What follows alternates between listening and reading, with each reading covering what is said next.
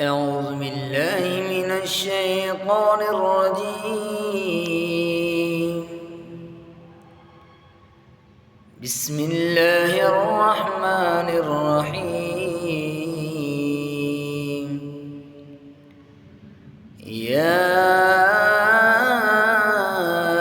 أيها الذين آمنوا إن جاءكم فاسق